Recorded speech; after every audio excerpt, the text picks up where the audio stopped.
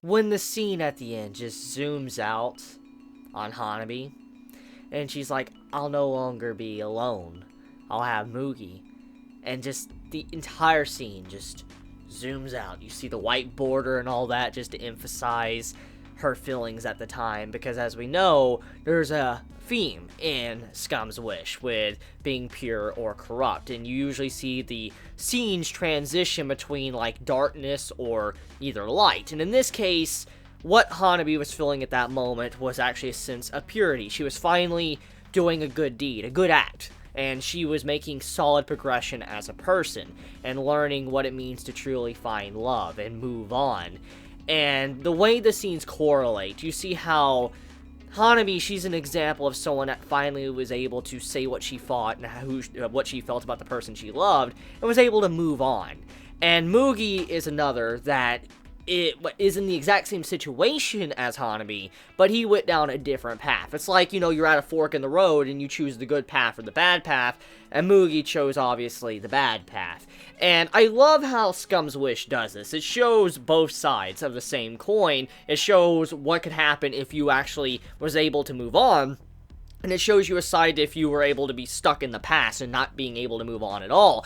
And I really like the contrast of this episode of showing that between Mugi and Hanabi, and I felt so sad and bad for Hanabi because she is alone now, because everyone around her is being corrupted or have their own desires and things that are controlling them. Even her best friend Echon is, you know, corrupted in a way, because she just wants Hanabi for herself and all that, and I feel so bad because no one really can relate to her or understand how she feels. Even the person she loves, Kanai Sensei, I give a lot of points to the character for actually being able to say what he felt, and also, like, you know, rejected her in a nice way that wasn't completely rude and destroyed her. And I like how he handled that. Even though we didn't hear anything from him, we know from the way he acted was that it was in a very mature way that was able to allow, you know, Hanabi to move on. She was able to finally realize, like, I can move on now. I can find someone else to love. And I respect the character for doing that.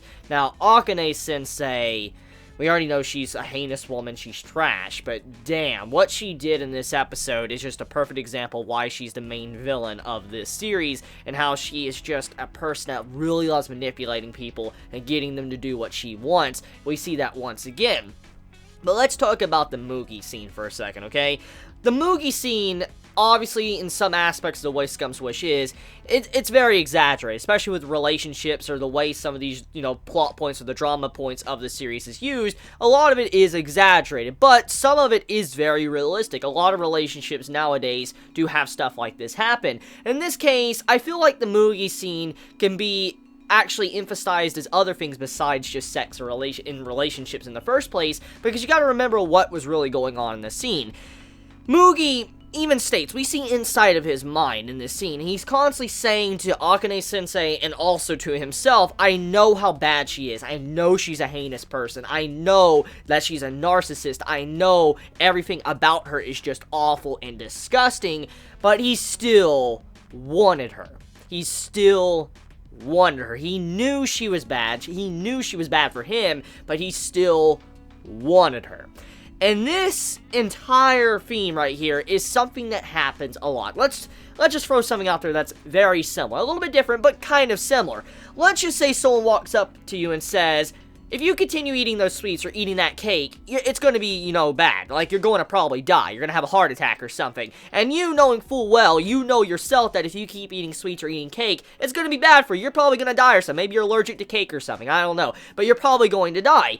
And you're thinking in your mind like, it's fine. I know it's bad for me, but I just can't stop. I love the pleasure of eating food. And so you continue eating those cakes. And in this case, that's exactly what this is. A little bit different, obviously, because sex and food. But the point is that when it comes to people's emotions and what they like or what gives them pleasure, they will continue going on with it even if they know inside of their head that there is something wrong and something very bad that they should not do. Pleasure takes over the mind. It's like a drug, and that's kind of what's going on here. Mugi is captivated by Akane Sensei because of pleasure, because of how he knows she's bad, but he still wants to be with her regardless. And that's something that happens to a lot of people in real life. I mean, it's kind of like this. I mean, You make a decision, you know you shouldn't be playing games till maybe like 1 o'clock in the morning because you have like a test in the morning, but you still do it regardless because you just want to play that game. You know it's bad, you know it's bad for you, but you go against common sense. In this case, that's what's going on here. Mugi going against common sense because of passion or pleasure, and in this case, love. Now, we do know that love in this series is very twisted. It's a very twisted concept in this series, and love nowadays is kind of twisted. I'm not saying all, but a lot of love is. And Mugi being overcome by this, it makes sense. Because for one, love is illogical. You can't really put logic on love, because some people love people for many different reasons and certain things about the certain said person, even if they're awful traits. Some person can, love this person for those awful traits. In this case, that's what Mugi is doing. He knows she's bad, but he still loves her. And once again, that proves the entire concept that, love is illogical. You just cannot put logic on it. You cannot just say, like, that's illogical as fuck, like, why would you do this? But that's just how love is. You just cannot have logic to it. So, yeah, I like the contrast between Mugi and Hanabi and how it showed some real themes you would see in real life.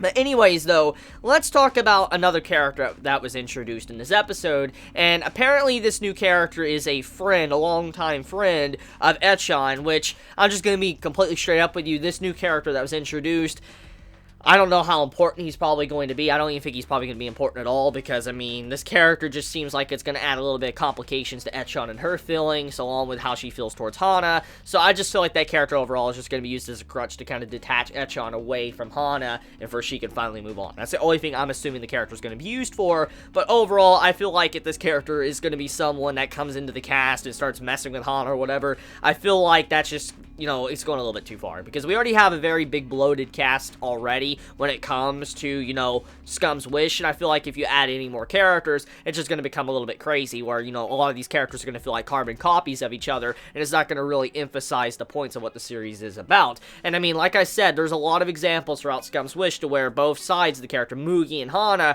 they have very similar friends or relationships, but they turn out completely different, or sometimes very similar, and that's what we've seen throughout the entirety of this series thus far. And I would hate for another character to be added constantly just to throw it in and add the same thing we've already seen from the series. So hopefully this character that was introduced in this episode isn't someone there just to be there. You know what I'm saying. Hopefully it's not a character just to complicate things with Echon and that's it. Hopefully the character does have a big role to play in the future of, Scum's Wish.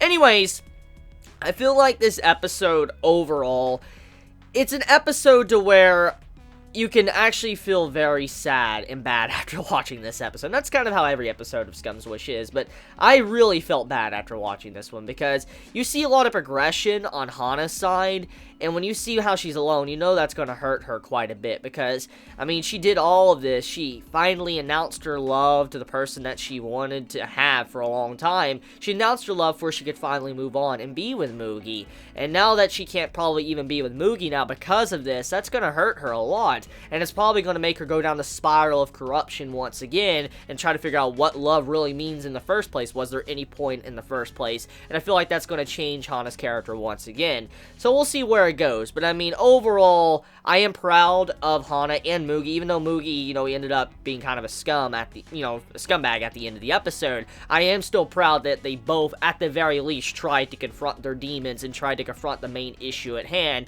and try to overcome it.